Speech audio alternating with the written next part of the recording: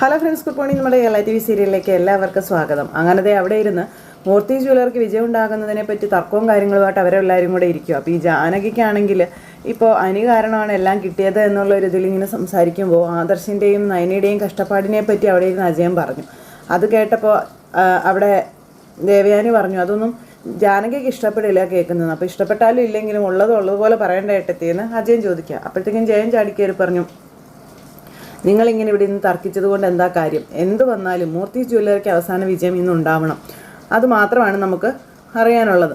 AN ജ്വല്ലറിയുടെ താഴേക്ക് നമ്മൾ പോകുന്നത് സങ്കല്പിക്കാൻ കൂടി കഴിയില്ല എന്ന കാര്യം ജയം പറയുമ്പോഴത്തേക്കും രാവിലെ മുതൽ ഒരാൾ പ്രാർത്ഥനയായിരുന്നു. നമ്മുടെ അവന്തിക മോള് എന്ന് പറയുമ്പം മോള് നിൻ്റെ മരുമോളാകാൻ പോവുമല്ലേ, അതിൻ്റെ പ്രാർത്ഥനയായിരിക്കുമെന്ന് ദേവയാനി പറയുക. അനി ജയിക്കണമെന്ന് മറ്റാരേക്കാളും മോളിപ്പോൾ ആഗ്രഹിക്കുന്നുണ്ടാവുമെന്നും പറഞ്ഞു.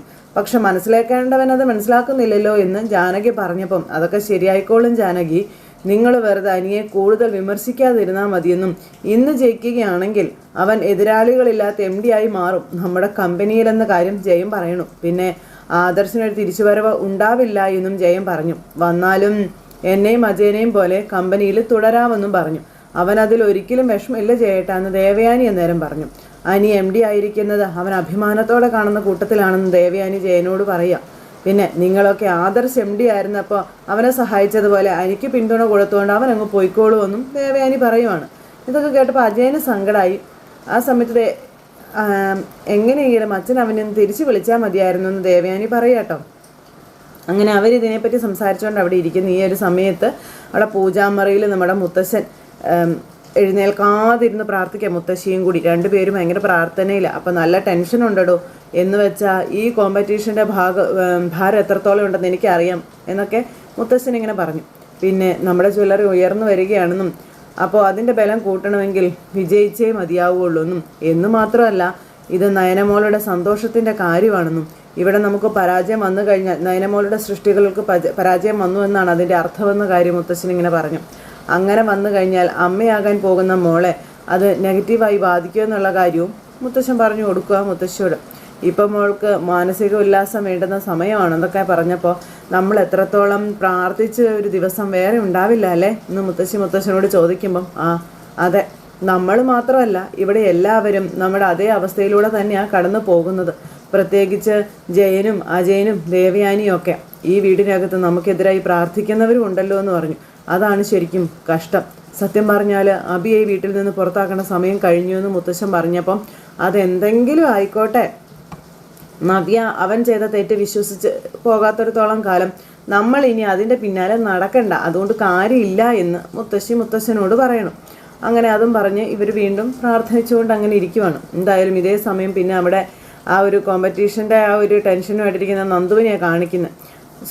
അനിയനെക്കുറിച്ച് ആലോചിച്ചിരിക്കുന്ന നന്ദുവിനെയാണ് കാണിക്കുന്നത്.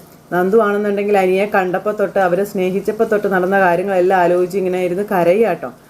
ആ സമയം നമ്മുടെ ASI അങ്ങോട്ടേക്ക് വന്നു. മാഡം, ആ കോളനിയിൽ ഒരു പ്രശ്നമുണ്ടെന്ന് പറഞ്ഞു. കോളനിയിൽ പ്രശ്നം ഉണ്ടെങ്കിൽ അവിടേക്ക് പോകണം, എല്ലാത്തിനും ഞാൻ എസ്കോട്ട് വരണമെന്ന് നന്ദു ചോദിച്ചേ. അപ്പോൾ അല്ല, അത് പിന്നെ കുറച്ച് ക്രിമിനൽസ് ഉണ്ട് അവിടെ. അപ്പോൾ അതെ, ക്രിമിനൽസിനെ നേരിടാൻ വനിതാ SI, ബാക്കി എല്ലാവർക്കും പേടിയല്ലേ എന്ന് ചോദിച്ചുകൊണ്ട് നന്ദു ദേഷ്യപ്പെടുക. അവിടെ വന്നു കഴിഞ്ഞാലും മാറി നിൽക്കത്തല്ലേ ഉള്ളൂ എന്നും ചോദിച്ചു. ഇങ്ങനെ നോക്കി നിൽക്കുവാണ്. അവന്മാർ പ്രശ്നക്കാരാണെന്ന് പറഞ്ഞ് എന്നെ തടയാനല്ലേ നിങ്ങൾ നോക്കത്തുള്ളൂ എന്നും നന്ദു ചോദിക്കുവാണ്. ചില സമയത്ത് പോലീസാണെങ്കിലും ഗുണ്ടകളെയൊക്കെ നേരിടുമ്പോൾ ശരീരത്ത് പോറലൊക്കെ പറ്റിയെന്നിരിക്കുമെന്നൊക്കെ പറഞ്ഞ് അതൊക്കെ അറിഞ്ഞുകൊണ്ടാണ് ഈ യൂണിഫോം എടുത്തിടുന്നതെന്നും നന്ദു പറയുകയാണ്. അപ്പം മാഡം എന്നാൽ പിന്നെ ഞാൻ പോയിട്ട് വരാം മാഡം എന്നിങ്ങനെ ASI പറഞ്ഞുകൊണ്ട് നിൽക്കുന്ന സമയത്ത് തന്നെ അങ്ങോട്ടേക്ക് ഈ നവീൻ കയറി വരിക. നവീൻ കയറി വന്നപ്പോൾ ഭയങ്കര ടെൻഷനും ചൂടുമായിട്ട് നിൽക്കുന്ന നന്ദുവിനെയാണ് കാണുന്നത്. ഇതെന്താ ചൂട്?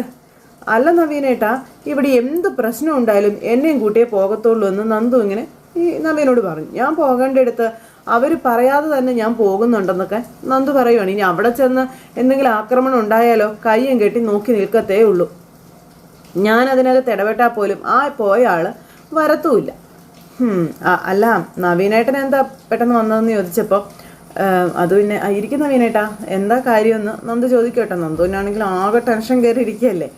അത് പിന്നെ ഞാൻ ഈ വഴിക്ക് പോയപ്പോൾ ജസ്റ്റ് ഒന്ന് കയറിയെന്നേ ഉള്ളൂ എന്ന് നവീൻ പറഞ്ഞു. പിന്നെ അനിയുടെ എൻഗേജ്മെൻറ്റ് നന്ദു അറിഞ്ഞില്ലേ എന്ന് ചോദിച്ചപ്പം നമ്മുടെ നന്ദു ഞാൻ മിക്കവാറും വരില്ല എന്ന് നന്ദു പറഞ്ഞു. അല്ല എന്തു പറ്റി, സൺഡേ ആണല്ലോ. അത് കേട്ടപ്പം സൺഡേ ഞങ്ങൾക്ക് ലീവില്ല നവീനേട്ടാന്ന് പറഞ്ഞു. അല്ല എന്നാലും ലീവ് എടുത്തുകൂടെ എന്ന് ചോദിച്ചു.